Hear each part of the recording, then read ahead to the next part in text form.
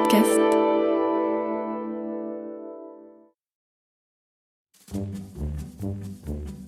Histoire d'animaux.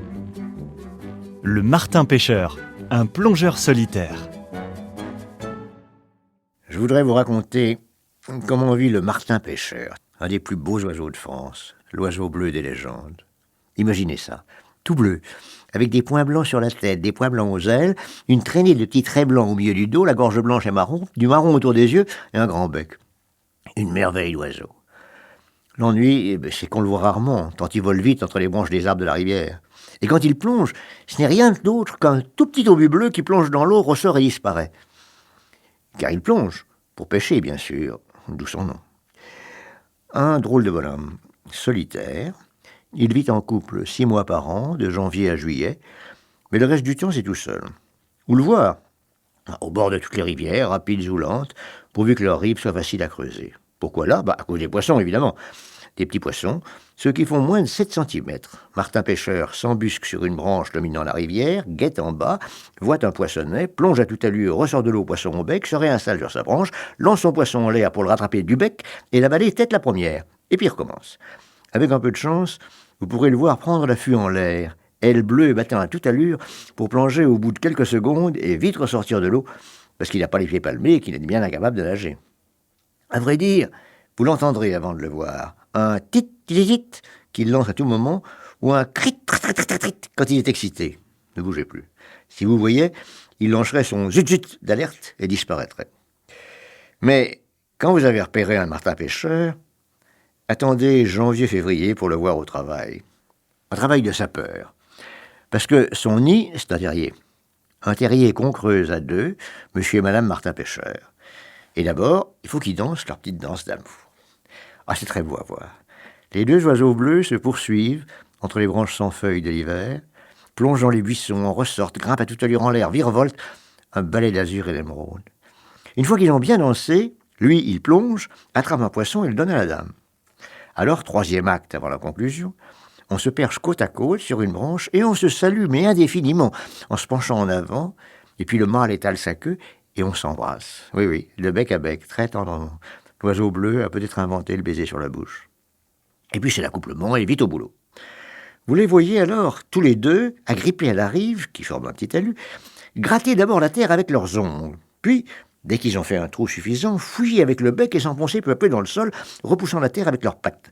2 semaines de plein travail, où on se relaie sans arrêt.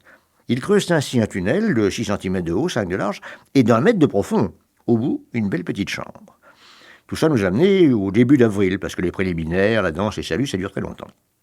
Alors, vers le 20 avril, madame Martin Pêcheur s'installe dans la chambre, qu'elle n'a pas meublée du tout, non, pas de brindilles, pas de plume à terre comme chez les autres oiseaux, et elle y pond 7 œufs qu'on couvra tour à tour pendant 3 semaines. Ce qui pose un problème, celui de la sortie. Pour entrer, pas de difficulté, le tunnel est étroit, mais on couche bien ses plumes et on s'y glisse. Mais pour des raisons obscures, le martin pêcheur sort de son nid, donc par le tunnel, à reculons. Et rien n'est drôle comme de voir ce petit derrière bleu qui sort d'un trou. À peine sorti d'ailleurs, il plonge vite pour se nettoyer les plumes. Et puis les petits naissent, nus, aveugles.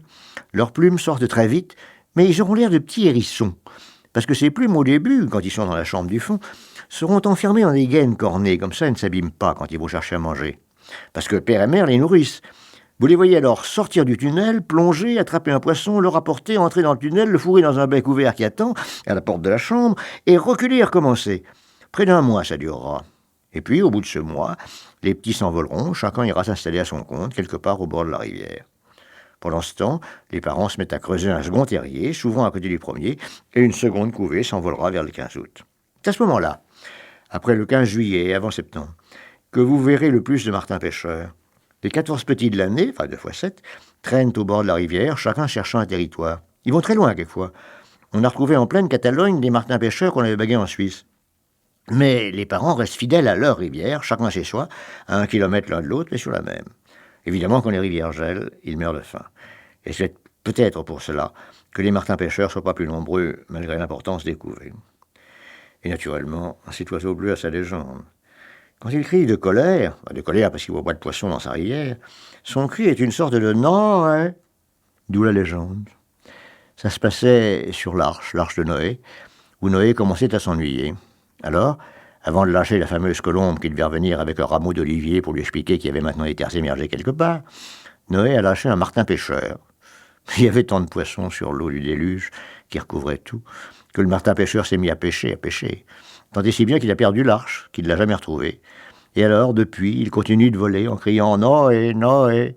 Et voilà pourquoi, en punition de n'avoir pas fait son boulot, il a été condamné à nicher sous terre et pourquoi l'oiseau bleu appelle Noé pour l'éternité.